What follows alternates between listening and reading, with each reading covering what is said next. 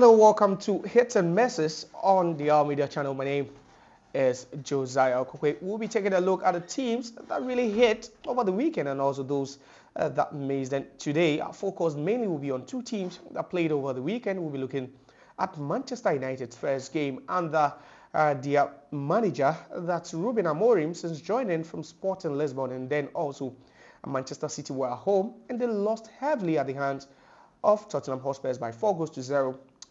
James Maddison scoring a brace in that game, but I will be taking a look carefully or closely at these two teams and how good they were on the day. But first, we'll start off with that of Manchester United that travelled to the Portman Road to play against Ipswich Town when Ruben Amorim took charge of the club for the first time in a competitive game. But don't forget to subscribe to our channel, the Our Media channel. You can also leave your comment in the comment section. So let's start off with that game that happened at the Portman Road where United were held to a 1-1 draw. And the question we're asking is that is a three-back system really going to suit this Manchester United current team? Because one of the things we noticed during the game was the fact that these players really struggled to even, find their rhythm, and then also their positioning was a problem, especially when Zexi was brought on later on in the game. Normally, he is branded himself as a 9.5 sort of striker, so not a number 9, not a number 10, but in between. So that means that you definitely struggle to find the position of a number 9.5 in a game. But that notwithstanding, the positioning of almost the entire team was really in shambles. The only stand-up performer on the day could be, yes, Marcus Rashford. He was alive in the first 2 minutes of that game, scoring from that cross from Amad Diallo, who to me was the best player in the game United played. And Amad Diallo started picking up his form right, when Ruud van Nistelrooy was in charge on interim basis. But let's take a look at the formation from Ruben Amorim in that game. So Onana was in post, obviously. Onana will be, the safest pair of hands in such a game.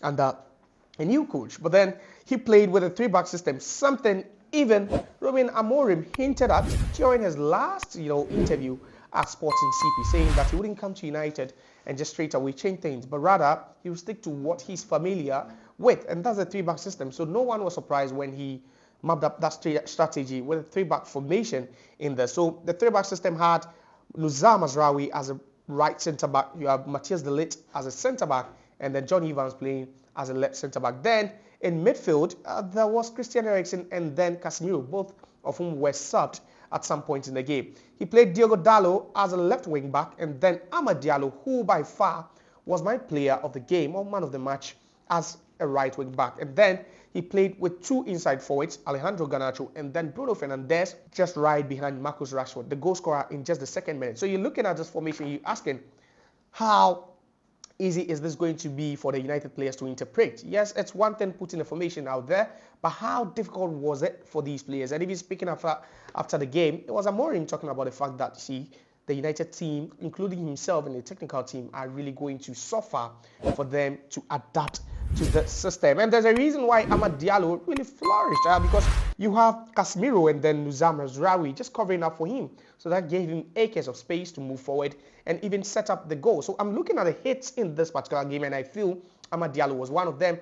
Bruno Fernandes on the day wasn't playing alone in the hole like he's done in the last 3.5 years since he joined Manchester United. This time, he was playing as an inside forward, sometimes, as even a winger, just trying to operate from that right-hand side with Alejandro Garnacho also moving to the left-hand side and sometimes also dropping deeper so that Diogo Dalot could also, just operate on the flank. So it's quite a bit complex if you're trying to talk about this formation by that's Ruben Amorim, but it will take some time for these players to settle. But who were the biggest misses of the day? And I think Garnacho is one of them.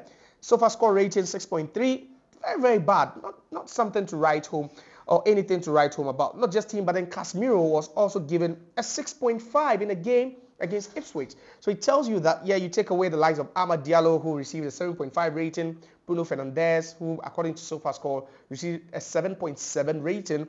The rest were just bad on the day. Andre Onana, he came to the rescue of United a couple of times, saving them, with some good reflexive saves, but he also ended up with a 7.3. So overall, United had about just, 4 of their players average or scoring more than 7 in the ratings per SofaScore. It tells you that yes, according to Ruben Amorim's words, then definitely they'll be struggling with a 3-back system.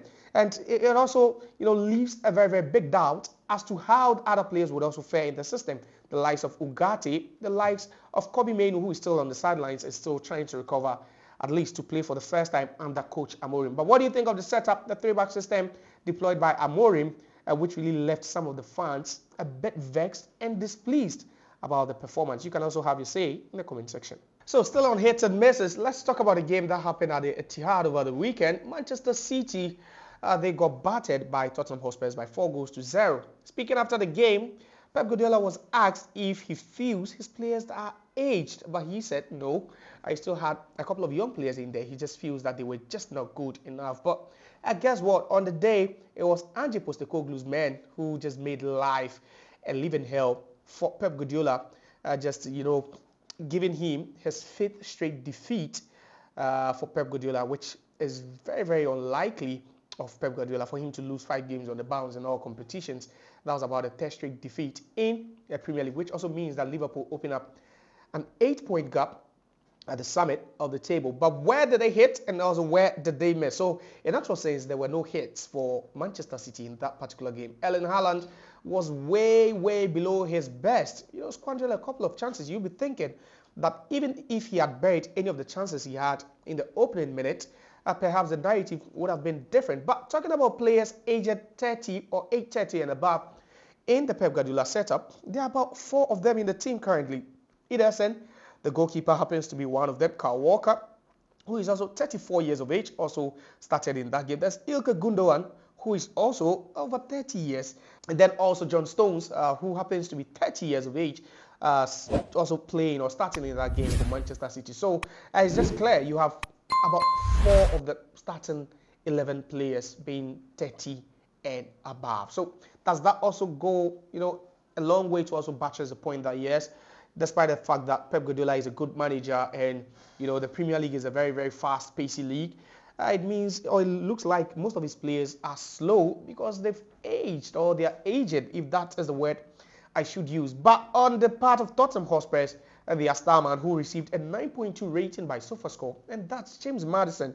On the day, scored 2 brilliant goals for them. And, we've known Maddison not just during his time at Tottenham Hotspur, but then also we've seen him during his days at Leicester City.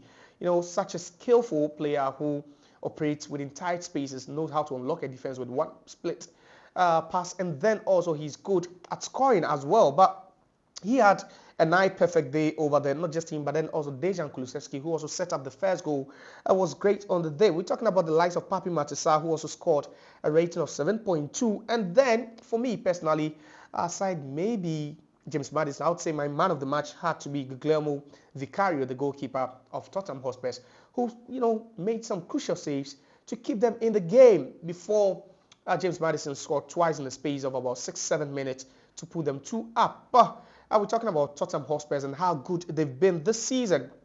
And for the first time this season, yes, it's always been the 4-2-3-1 formation. But, you're looking at the telepathy between the front 4, Dominic Solanke in there, Heung-min Son, Dejan Kulusevski, and then James Maddison tells you that Postecoglou is gradually building something nice at Tottenham Hotspur.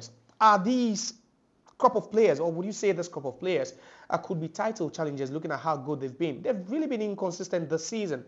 But for them to snap Manchester City's 52-game unbeaten streak in the Premier League at home should tell you that, there's a team that you should really take serious. They are the real deal, talking about Tottenham Hotspur. On the day, Heung-min Son also had to play about 63-65 minutes before being subbed off, but he assisted James Maddison for that second goal. So overall, you're looking at hits for Tottenham Hotspur and then misses for Manchester City. Earlier on, I spoke about the fact that Erling Haaland was off the pace. He just wasn't good enough.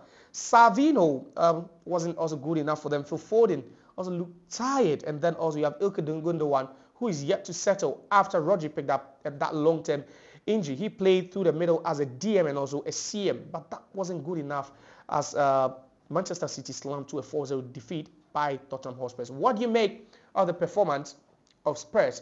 Do you think they are real title contenders at this point? And what do you make of Manchester City's awful and woeful performance, do you think it's already game over for them after Liverpool's win at the St. Mary's means that they open up an 8-point game? And guess what? Liverpool will be hosting Manchester City at the Anfield. That's next game week, which will be quite interesting to know what happens over there. Because a win for Liverpool would mean that they could head into Christmas top of the table, leading the next best team by over 10 points, which is quite crucial for their title winning aspiration. So there's hits and misses on the Al Media channel. You can also have this in the comment section. We've spoken about Ruben Amorim. How good has he been with Manchester United in his first game? And then, is it game over for Pep Guardiola in the Premier League?